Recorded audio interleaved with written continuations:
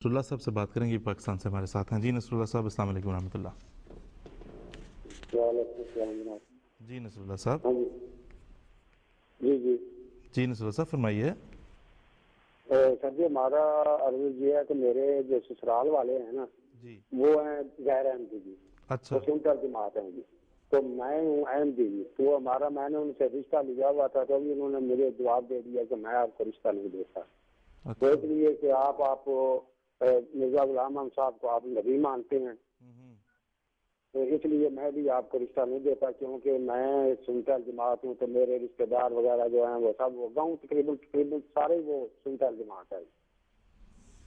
तो मैं ये उनको बोला कि हम जो हैं हम सच्चे हैं, हम इसलिए हम नबी जरूर कहते हैं, इसमें कोई शक नहीं है। लेकिन वो जो नबी आप कहते हैं वो नबी नहीं है, वो तो शरीयत वाले नबी थे, इनकी पास शरीयत नहीं है।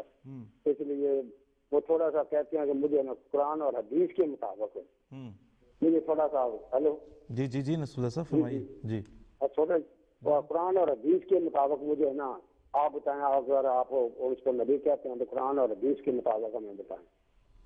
जी ठीक। वो मैंने वो एक अपना सूरज जुमा है जी, सूरज जुमा में आता है वाल आखिर ना, उसका मैंने हवाला दिया जो तो अपना ठीक है उस्मान हजरत सुलेमान फारसी का मैंने हवाला दिया है जी ठीक है जी। ऐसा करते हैं, हम चौधरी बशीर कालम साहब को पूछते हैं। बशीर कालम साहब अस्सलाम वालेकुम। बशीर कालम साहब जी जी जी, मैं क्या आपने नसरुल्लाह साहब का सवाल सुना है? जी फरमाएं, क्या कहा उन्होंने? अच्छा, नसरुल्लाह साहब ये कह रहे हैं कि उनके ससुराल जो हैं वो गैर अहमदी हैं और इस बात पे अब उनको रिश्ता देने से इनकारी हैं। जहाँ तक मुझे उनकी आवाज़ समझ बड़ी थोड़ा गड़बड़ थी लाइन में। इस बात पे अब इनकार कर रहे हैं कि हम तुम्हें इसलिए रिश्ता नहीं देंगे क्योंकि तुम मिर्ज़ा ग़ुलाम अहमद को अलैहिस्सलाम को नबी मानते हो। वो कहते हैं मैंने उनको बड़ा समझाने की कोशिश की है लेकिन वो समझते नहीं हैं, तो कुरान और हदीस से वो समझते। तो आपसे हम दरख्वास्त करेंगे कि आप नसरुल्लाह साहब की जगह होते तो अपने ससुराल को कैसे कायल करते कुरान और हदीस की रूह से कि मिर्ज़ा ग़ुलाम साहब का देनी अलैहिस्सलाम एक नबी हैं। जी, बात यह है कि इस वक्त तमाम बरेलवी, तमाम देवबंदी, तमाम अहले हदीस, तमाम अहले तशी, जमात अहमदिया समेत इस अकीदे पे मुत्तफिक हैं कि रसूल पाक सल्लल्लाहु अलैहि वसल्लम ने अपनी उम्मत को आखिरी ज़माने में खिदमत इस्लाम के लिए मसीह नबीउल्लाह के आने की बशारत दी।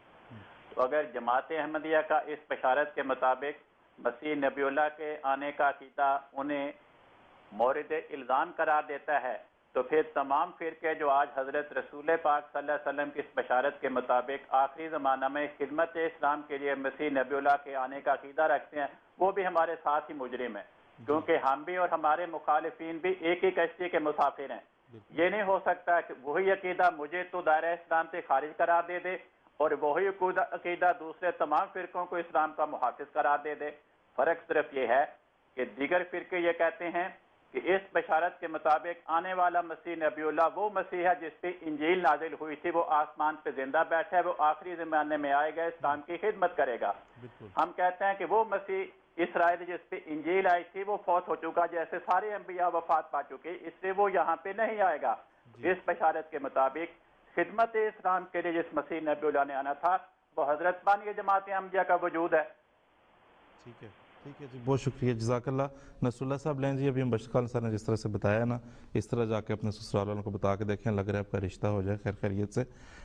अगर फिर भी कोई दिक्कत हो इस ऐसे इलाहियात के मामले में तो ज़रूर आप दोबारा रब्ता करके तो हमसे पूछ सकते हैं। आप कुछ कहना चाहते हैं?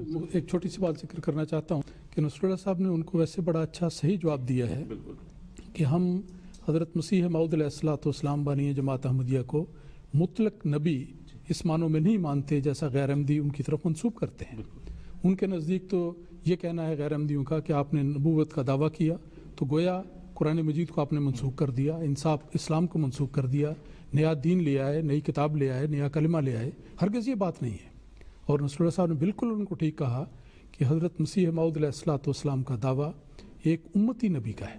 हज़रत सल्लल्लाहु अलैहि वसल्लम की ग़ुलामी में ये उम्मती नबूवत का मनसब पाने का है और आपको शरीयत के लिहाज से गैर तशरीई नबी बयान किया जाता है। वो नबी जो शरीयत लाते हैं वो तशरीई नबी होते हैं, जो पहली शरीयत के ताबे होते हैं वो गैर तशरीई नबी होते हैं। शरीयत होती है लेकिन उसी पहली शरीयत के ताबे होते हैं। تو حضرت امام جو حضرت بانی سلسلہ عالیہ احمدیہ کا دعویٰ ہے، جس پر آپ نے قسم کھا کر بار بار اس بات کا اعلان کیا ہے کہ میں یہ دعویٰ کرتا ہوں کہ میں حضرت صلی اللہ علیہ وسلم کی غلامی میں اس منصب پر فائز کیا گیا ہوں کہ اللہ تعالیٰ نے مجھے امتی نبوت کا منصب عطا کیا ہے۔ تو یہ بات انہوں نے جو اچھے رنگ میں بیان کی ہے، امید ہے ان کو سمجھ آنی چاہیے۔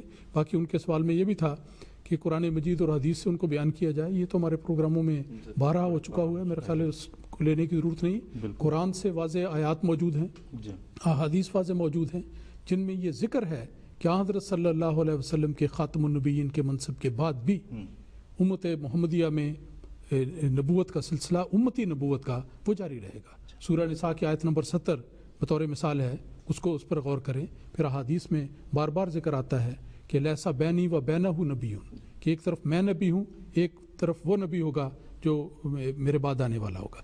درمیانی عرصے میں کوئی نبی نہیں آئے گا، لیکن ایک طرف میں نبی ہوں، دوسری طرف وہ ہوگا، اور وہ جو آئے گا وہ نئی شریعت لانے والا نہیں ہوگا بلکہ میری شریعت کے تابع ہوگا۔